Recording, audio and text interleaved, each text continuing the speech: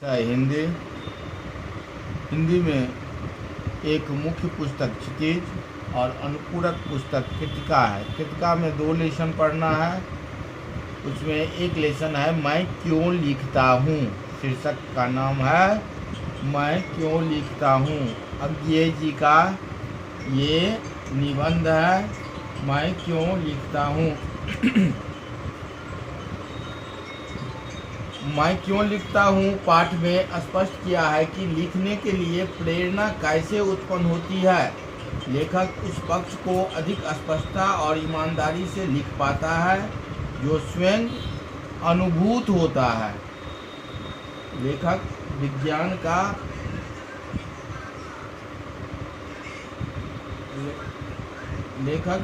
का छात्र था।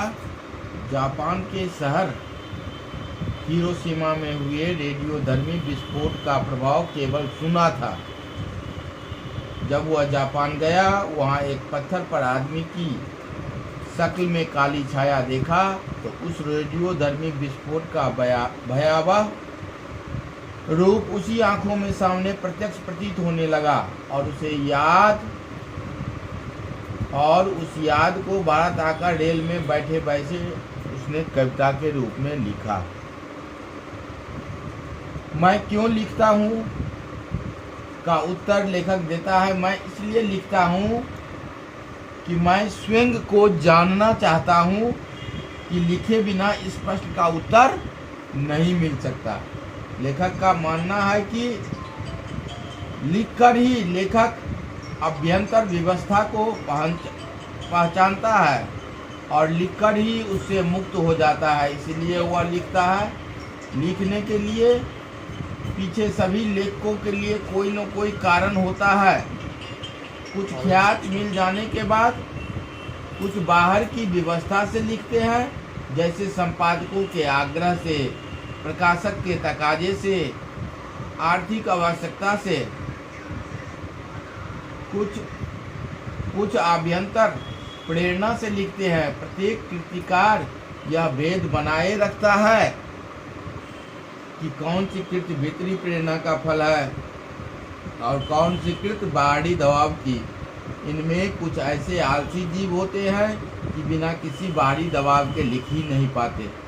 यह कुछ उसी प्रकार है जैसे प्रातःकाल नींद खुल जाने पर बिछौने पर तब तक पड़ा रहे जब तक कि घड़ी का अलार्म न बज जाए। इस प्रकार कृतिकार बाहर के दबाव के प्रति समर्पित हुए बिना उसे सहायक यंत्र की तरह काम में लाता है, जिससे भौतिक यथार्थ से जुड़ा हुआ है। लेखक का कहना है कि उसे इस सहारे की जरूरत नहीं पड़ती, वह अपने आप ही उठ जाता है। अलार्म बज भी जाए तो कोई हानि नहीं।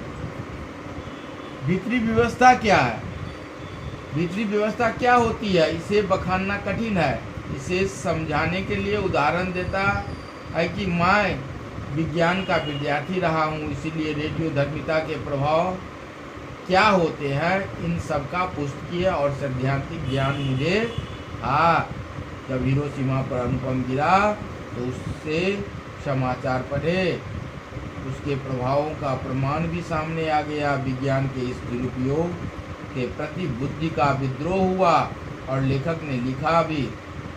पर लेख में अनुभव के स्तर पर यथार्थता होती है और बौद्धिक पकड़ से आगे की बात होती है, इसलिए उसने इस विषय पर कविता नहीं लिखी।